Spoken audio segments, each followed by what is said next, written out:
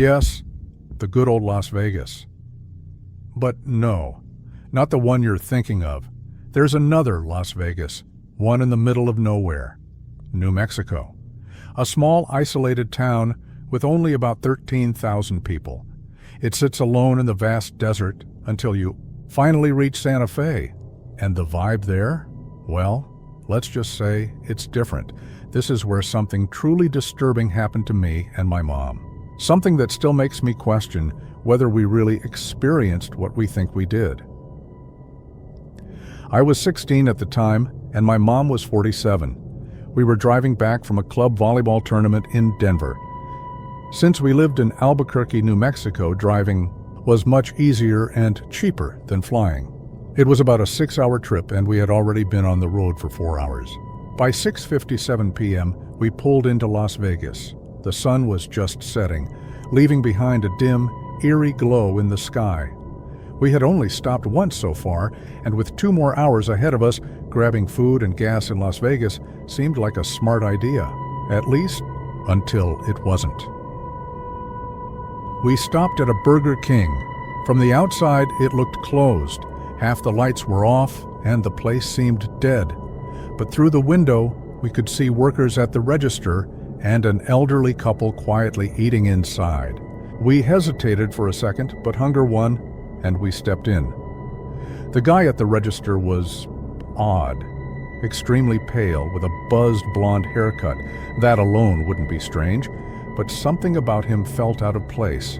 Then he spoke. His English was fluent, but had a strong Russian accent. Now, a Russian accent in the middle of a tiny New Mexico town? It was weird. It was enough to make my mom and I exchange glances, but we just brushed it off at first. Then, a new group walked in, and suddenly the cashier started speaking perfect Spanish to them.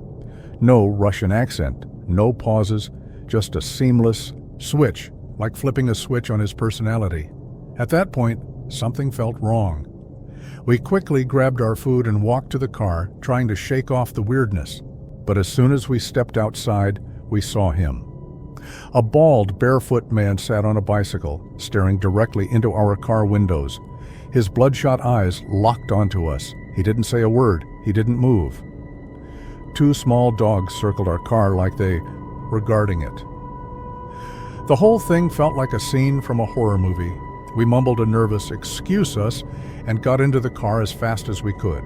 The gas station was right next door, so we pulled in to fuel up. That's when we saw it. A school bus pulled up right behind us.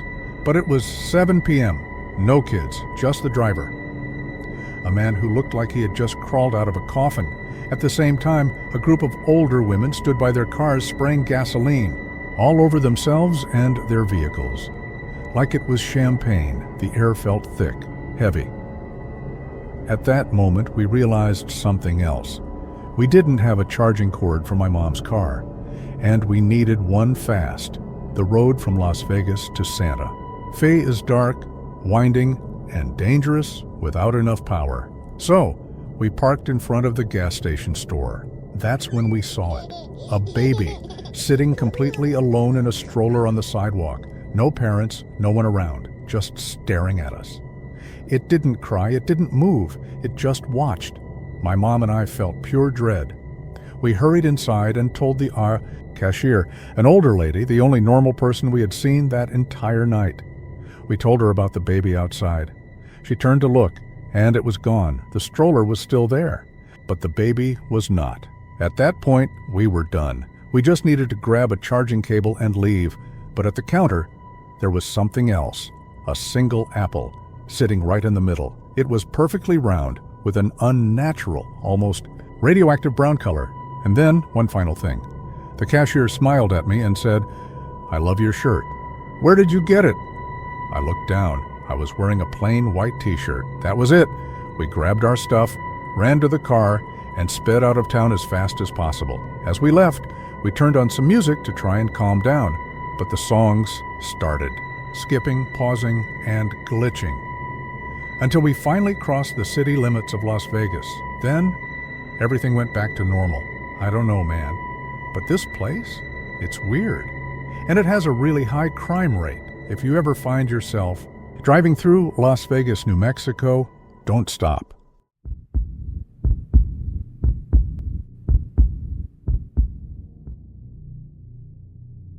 I was on assignment for the Army, making my way up from San Antonio, Texas, to Tacoma, Washington. The drive was long, and I had 6 days to report to my new unit, but I didn't mind. I love road trips. There's something about the freedom of exploring alone that always excites me. On the first day, I planned to drive as much as I could to reach Utah and take a mini vacation. It was January, so daylight was scarce, and I needed to maximize the hours I had. I got up early, packed the last of my bags into my Corolla, signed out of my old unit, and hit the road around 5 a.m. The day was incredible. As I drove west, the landscape transformed around me. From the bustling San Antonio area to the savannas of the Edwards Plateau to the vast flat farmlands of the Great Plains. Eventually, I reached New Mexico. I passed the Welcome to New Mexico, the Land of Enchantment sign, and realized I was truly in the middle of nowhere. I was on U.S. Route 380 and soon found myself in Roswell. I could have pushed further and made it to Albuquerque, but I decided to take a detour. After all, I might not have another chance to see Roswell. So I explored the shops and attractions, indulging my love for the strange and mysterious. The next day, I drove to Albuquerque and then continued west on Interstate 40. By the time I reached Gallup, it was getting late, and I was just 2 hours from crossing the Colorado border. I still had about 45 minutes before reaching Cortez, my stop for the night. But with sunset around 6 p.m., I had to move quickly. I grabbed some Starbucks to recharge and prepared for the final stretch of the drive. As I looked back, I couldn't help but think, if I'd just stayed in Albuquerque instead of Roswell, I would have already crossed into Colorado and might have been in Utah by now. I had no idea what was waiting for me on that lonely highway. U.S. Route 491 stretched deep into the Navajo Nation. On either side, there was nothing but miles of prairie, with dark mountains on the horizon. The fading light of the setting sun turned the sky into shades of orange and purple before darkness swallowed the land. Every now and then, another car would pass, reminding me that I wasn't completely alone. I had my road trip playlist on to keep me company, and ironically, Hotel California was playing. After passing the tiny town of Newcomb, I had another 36 miles of isolation before reaching Shiprock. That stretch of highway, nothing but pure emptiness. Then, after what felt like an eternity, I saw something strange in the distance. I initially thought it was a road sign, but as I got closer, I realized it was a person walking along the side of the road, in the middle of nowhere, at night. Who could be out here? They were wearing a poncho and had long black hair that flowed down past their chest. What struck me was the absence of lights. No reflectors, no safety gear, just walking on the pavement, dangerously close to the road. I instinctively pulled to the left to avoid them, but as I did, my stereo cut out and my phone disconnected from Bluetooth. It was a strange coincidence, but I didn't think much of it. The person raised their arm as if to flag me down, and that's when I realized it was a man dressed in a button-up shirt, wool poncho, jeans, and cowboy boots. I saw the glint of his large belt buckle in my headlights. But then something hit me. His eyes. They were wide open, painfully wide, staring directly at me.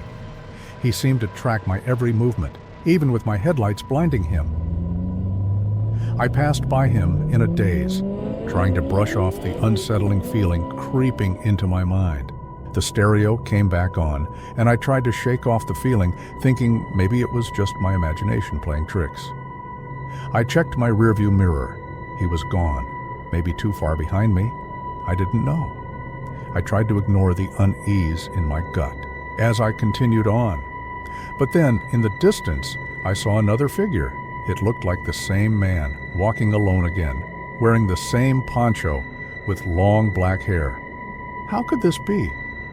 This time, he raised his arm again, trying to flag me down, but I wasn't stopping. I pressed on, and once again my stereo cut out. Suddenly, he jumped into the road, waving his arms frantically.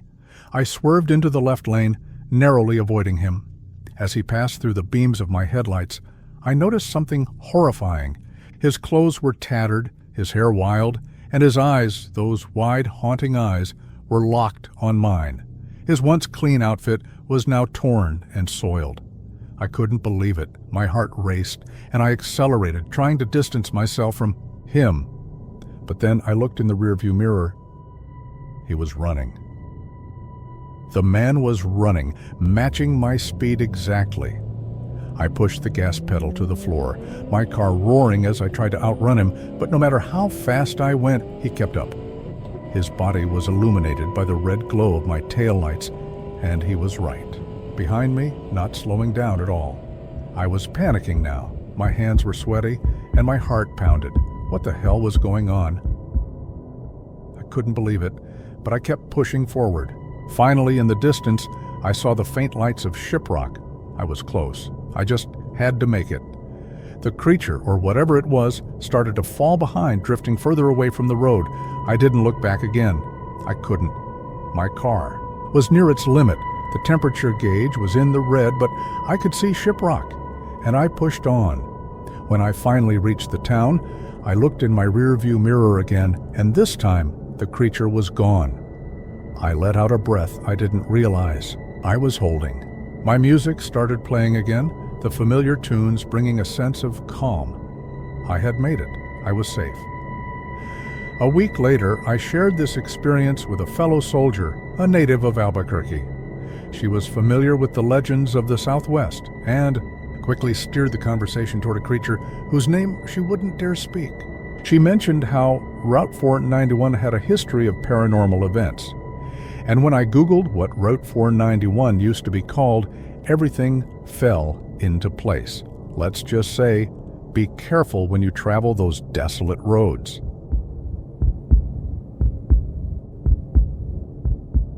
I was only in 1st to 3rd grade at the time, living in New Mexico.